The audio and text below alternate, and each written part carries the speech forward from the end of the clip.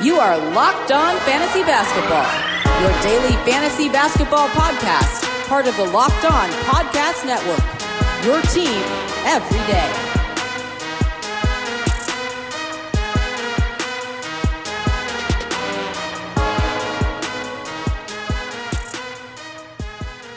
Hello and welcome to the Locked On Fantasy Basketball podcast brought to you by Basketball Monster. My name is Josh Lloyd and I am the lead fantasy analyst at basketballmonster.com and at Yahoo Sports Australia. And you can find me on Twitter as always at redrock_Beeble and on Instagram at Locked On Fantasy Basketball. Today we are looking at players who could be dropped in fantasy basketball leagues. Michael Bolton. Let's get to it. I'll say this again, as I say every show, this is not an exhaustive list. These aren't the only players that are droppable, and in many cases, these guys might not be someone that you look to drop. They are at least players that you could consider to be a droppable guy in certain contexts, all depending on your team, where you sit in the standings, but they are guys who are not ironclad, rock-solid, must-hold guys under every circumstance. So when a player is not falling into that category of as a must-hold guy you've got to have, then they become a player that you consider to drop, depending who's available. Like if I'm looking at some of these guys and go, well, I wouldn't drop them because the best guy on my waiver wire is Isiah Hartenstein, then of course they're not droppable players.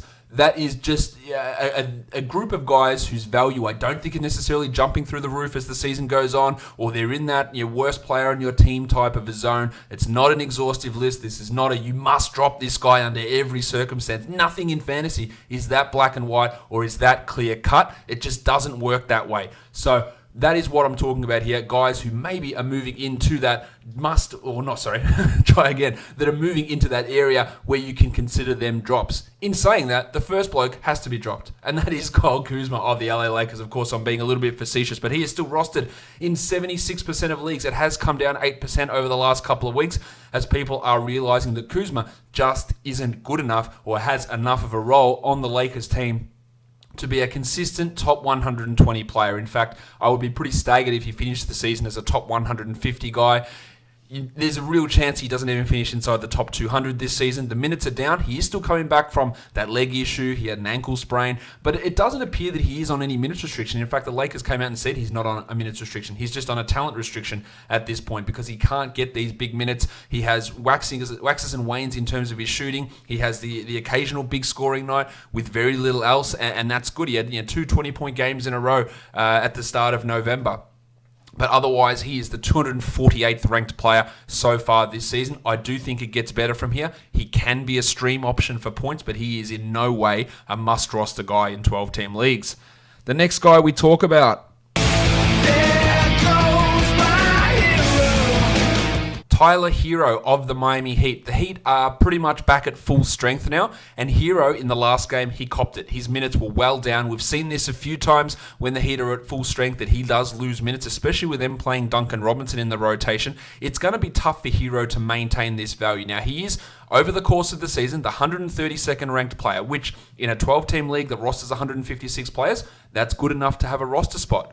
But that's assuming he continues to play 29 minutes a game and score 14.5 points per game. And I don't think either of those things happen. Remember, no Winslow, no Dragic at times, no Butler at times, no Derek Jones Jr. at times throughout this early portion of the season. So Hiro's been getting the extra 2, 3, 4 minutes per game and the extra shot attempts. Yes, these guys could get injured at any point, but I'm not sure the actual upside of Hiro, when we're looking at him, not quite best case scenario, but pretty close to what he's been doing this season. Does that justify holding on to him? And I can see the arrow for him trending down. I could also say the same thing for his teammate Kendrick Nunn. Nunn has been better than Hiro this season, so I'm not putting him on this list, but I really, as you've probably heard me talk about throughout the podcast all season, I don't think Nunn ends the year as a 12-team rosterable player. I am going to talk about Hiro's teammate in this one, though, and that is Justice Winslow. Now, Winslow started off this season great. There was no Jimmy Butler due to the birth of his child to begin the year, and Winslow was the starting point guard and putting up good numbers. He has then suffered a concussion where he lost about 10 games worth of action, came back and is coming off the bench. I don't really think there's any minutes restriction happening for Winslow anymore. His last 3 games, 34, 26, and 30 minutes. So if he's got a minutes restriction, the fact that he played 34 minutes in his first game back from a concussion would make you think that that's actually not true. Coming off the bench in these 3 games. Now, his first few games, 27, 7, and 7, unbelievable. 10, 13, and 7, not that good, but still pretty good. 28 and 6, 2 blocks, awesome. Then Jimmy Butler arrived, 2 points, 6 rebounds. The next game with Jimmy Butler, 10 and 6. And he has not scored over 10 points a game in the 5 contests he has played with Butler. So, his shooting is always a question mark. Even with that hot start to the year, he's the 189th ranked player on a per game basis in 34 minutes a game. That is coming down pretty significantly. I find it hard to see how Winslow's a top 100 guy as we move forward. Look, he does have the potential to do that, and I would have him over a Hiro on my team, but it isn't looking good, and I think we're moving him into that drop zone territory. Poor free throw shooting, lack of steals and blocks, the usage down low, the efficiency struggling. It is hard to have him as a must-roster guy. I talked about Deandre Jordan last week. I'll talk about him again. Look, he had a pretty strong game last time out for Brooklyn on the weekend, on Sunday, but that doesn't mean that I'm getting overly excited about what he can do. Jarrett Allen is still the better option at center there, despite Kenny Atkinson sometimes giving Jordan those matchups. He's more of a stream guy. Now, he's not a must drop everywhere. For some teams, he will make sense. Big field goal percentage boost, strong rebounder. That has value. That's the same value as why you might look at Jakob Poeltl or Ivica Zubac as a roster rule player. That's the sort of guy you should be comparing DeAndre Jordan to, not a must roster every night type of center. So while he's not a must drop guy, he is a guy that we look at least someone who I don't think we should be married to in all situations. Marc Gasol of the Toronto Raptors. Oh, hi, Mark. Gasol has been putting up some of the weirdest stat lines of the season. He is averaging a ridiculously low amount of points. He refuses to take shots. The shots don't go in, but he's putting up some nice peripheral numbers, which was really buoying his value. Now, I think in some situations he can be a rosterable guy, but playing 28 minutes a night and being ranked 167th, that's not going to cut it. He is shooting an abysmal 32% from the field on 12% usage. Now, I do think the 32% cannot stick at that level because that is horribly low. 27% he is hitting on twos. That is comically low. But with Ibaka back, we're going to see Gasol's minutes drop back down. He was getting 25 a night pretty much before Ibaka went down. Then he was pushing up to 29. So we're going to see him back in that 25 to 26 area. And it's really hard to justify him being a top 120 or top 130 guy as we move forward. Good old Marc Gasol. That shooting is pretty rough for him at this point. The next guy I talk about here is Aaron Gordon. And this one might be a little bit controversial because I have mentioned if Gordon is on my waiver wire, I would look to add him in certain situations. But you can't deny that he has not been good this season. He has struggled a lot. He has, I think, limited upside, lack of defensive numbers. He's not a massively strong rebounder. He struggles in both his percentages. He's not a high-volume three-point shooter. And with Evan Fournier stepping up his offense, with Markelle Fultz there, Gordon is really struggling. He's the 177th ranked player this year, averaging 12 and 6. His shooting is horrendous, 39 from the field. Now, I do think that will improve, and if that does improve back to at least normal levels, then he probably is still back in the top 120 mix. But is he ever getting back to that top 80 mix that he was 2 years ago? I really doubt it. He had a 25% usage in that season. He's at 20 this year. Again, Fournier more usage, Isaac more usage, Fultz more usage. Gordon's being left behind. He's stagnating, and I don't really... in 10-team leagues, I think he is a drop. In 12s, he's a borderline guy, but he's in that zone now. He's not this guy where you look and go, well, I've got Aaron Gordon, I've got to hold him. If he's on a waiver wire, I seriously consider grabbing him. But if he's also on my roster, I go, well, who else is out there? Will I get better value from streaming this spot? That's where nuance comes in. Gordon could be your 10th best player. That means your team's not that good. He could be your 13th best player, which means he's a droppable guy. So it is quite dependent, and that's sort of where we are with Aaron Gordon at this point in his career.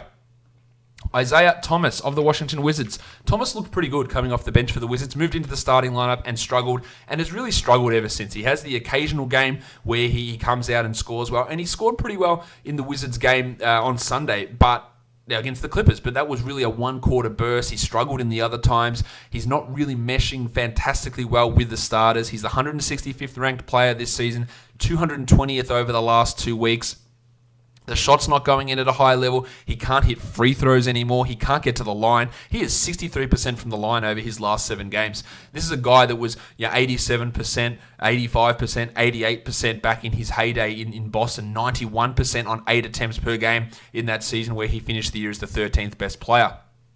He cannot get to the line. He can't hit them. His efficiency is down. There's no steals. He doesn't rebound. 1.6 rebounds per game. It is pretty tough to hold on to Isiah Thomas at this point. And the last couple of guys I'm going to talk about are two big men. Cody Zeller of the Charlotte Hornets. Zeller started out this season on fire, putting up really strong numbers. He has dropped off since then. Of course, he deals with his injuries like he always does. Bismack Biyombo outplays him in certain games. He's had foul trouble. There's been a myriad of issues as to why Zeller has dropped back off. But with a guy like that, who, again, was playing so well at the start of the season, he's down to the 178th ranked player. I don't think he's a must-roster 12. He's more of a 14-team league guy. And if you want to move on from him, you can find these guys on the waiver wire to add. Kevon Looney, I'd much rather have him over Zeller. You could look at Pirtle. You could look at any of these guys. Damian Jones, maybe, in Atlanta could come in and provide similar value. Zeller's numbers at the start of the year, fantastic. 15 and 12, 19 and 14, 14 and 13, 12 and 15. They're great. And then we said 7 and 6, 8 and 5, 5 and 7, 4 and 6. And the numbers have dropped off pretty significantly. So I don't look at him as a must-roster guy. Similarly with Willie Cauley-Stein. Now, Cauley-Stein is the 112th ranked player over the course of the season, which would justify him being a 12-team league guy. That's in 23 minutes a night. Kevon Looney is coming back, and Kevon Looney is significantly better than Cauley-Stein. Marquise Chris and Amari Spellman have been playing equivalently or even better than Cauley-Stein. And the fact that Willie couldn't play 27 minutes a night when Looney was out should give you every indication of what Steve Kerr thinks of him as a player, and I wouldn't be shocked if he's playing 18 a night as we move forward. He's averaging 8 and 7. 54% shooting is nice. He's actually blocking a shot a game, which is it's one of these. A surprise, to be sure, but a welcome one. This is a bloke that has not averaged over a block a game since his rookie season. He's been at 0.6, 0.9, and 0.6 each of the last 3 seasons. So this block rate is really keeping him afloat in terms of fantasy value. I'm not sure it sticks. And then the Looney return is going to have an impact on Willie's minutes. So they are a bunch of guys who I think you should consider as droppable guys, except for Kuzma, which you should absolutely do. It's all context dependent, depends on your team, depends on who you're adding. So often when you ask me a question, should I drop this guy? Well, it really depends. And that is something that you do need to understand how important it is. Context, who you're adding, all that sort of stuff, how it makes sense in your team is important for fantasy. Don't forget to subscribe, Apple Podcasts, Google Podcasts, Stitcher, Spotify, YouTube. Give me a thumbs up and leave a comment if you disagree or agree or any other comment you want to leave. If you think my haircut's sexy, leave a comment below as well. Guys, we are done here. Thank you so much for listening, everyone. See ya.